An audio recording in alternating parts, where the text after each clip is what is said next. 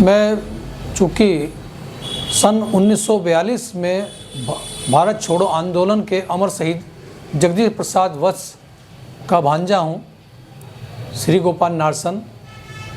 तो मेरा कहना ये है कि पिछले दिनों प्रधानमंत्री श्री नरेंद्र मोदी जी ने एक घोषणा की थी कि हम स्वतंत्र संग्राम सेनानियों के सपनों का भारत बनाएंगे, लेकिन वह घोषणा अमृतकाल के बावजूद घोषणा ही रह गई और उस पर कोई इम्प्लीमेंट नहीं हुआ। इसी तरह से उत्तराखंड के मुख्यमंत्री श्री पुष्कर सिंह धामी जी ने एक घोषणा की थी कि वे हरिद्वार में अमर शहीद जगदीश प्रसाद वत्स के नाम पर एक स्वतंत्र संग्राम सेनानी सदन बनाएंगे। वह घोषणा भी हवाई सिद्ध हुई।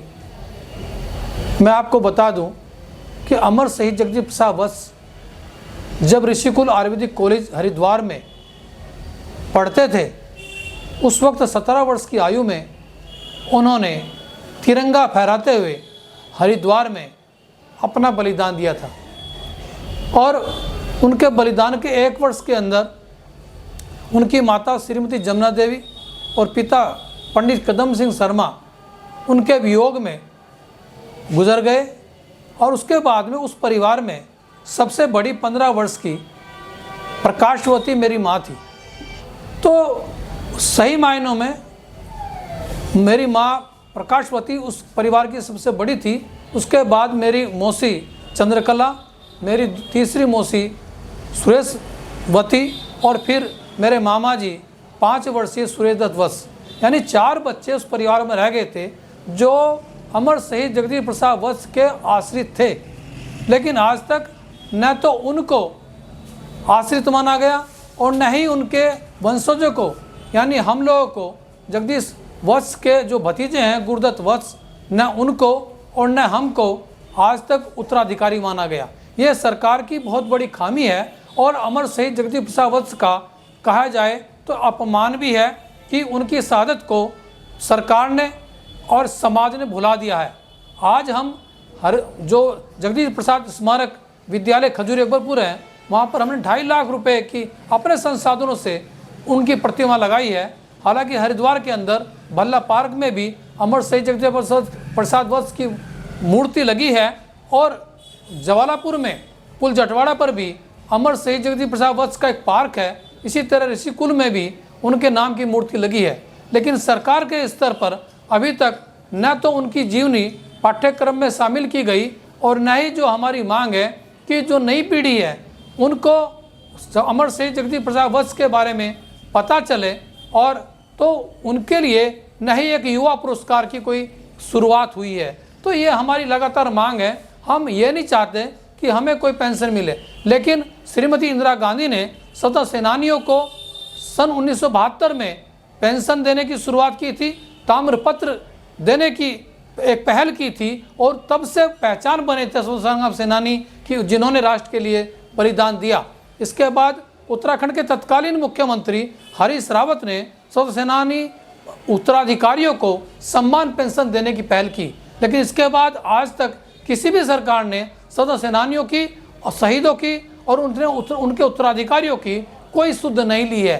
मेरी पुरजोर मांग है कि कम से कम जो प्रधानमंत्री जी ने जो घोषणा की थी कि वे स्वतंत्र सेनानियों के सपनों का भारत बनाएंगे, उसमें कोई सार्थक पहल करे और उत्तराखंड के मुख्यमंत्री भी अपनी उस घोषणा जिसमें उन्होंने हरिद्वार में अमर शहीद जगदीश प्रसाद वत्स स्वतंत्र सेनानी सदन बनाने की जो घोषणा की थी उसको भी चरितार्थ करें, तो ये एक सच्ची श्रद्धांजलि होगी।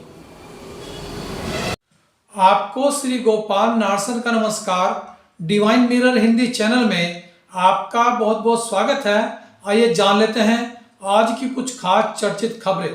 जैसा कि आप देख रहे थे, प्रधानमंत्री नरेंद्र मोदी से उनके द्वारा स्वतंत्रता संग्राम सेनानियों के सपनों का भारत बनाने की घोषणा को पूरा करने की मांग के साथ ही हरिद्वार में 14 अगस्त सन 1942 में शहीद हुए जगदीश प्रसाद वत्स के नाम से हरिद्वार में स्वतंत्र सेनानी सदन बनाने की मुख्यमंत्री की घोषणा को पूरा करने, शहीद वत्स की जीवनी पाठ्यक्रम में शामिल करने की मांग भी उठाई गई है।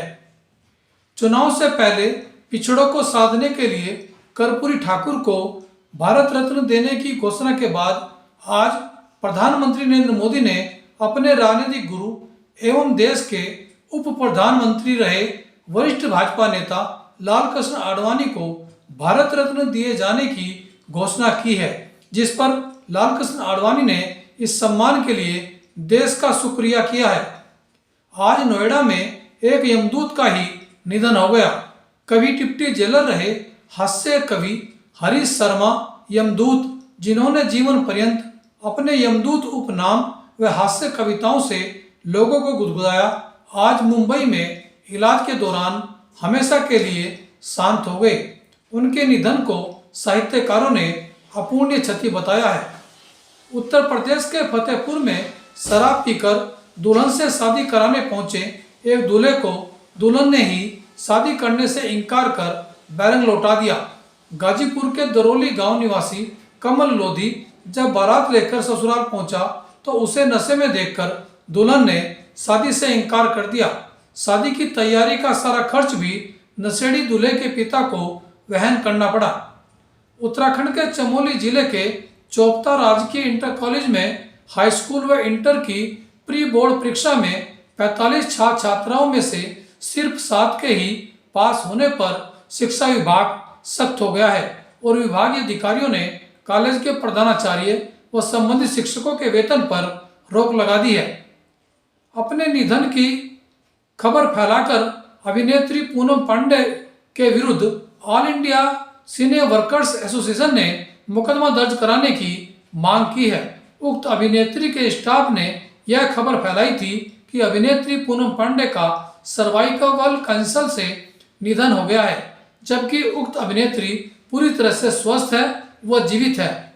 ऐसे में उनके द्वारा झूठी खबर फैलाने से सिने से जुड़े लोगों को भारी परेशानी हुई और उन्होंने एकजुटता के साथ उक्त अभिनेत्री और उनके स्टाफ के खिलाफ मुकदमा दर्ज करने की मांग उठाई है।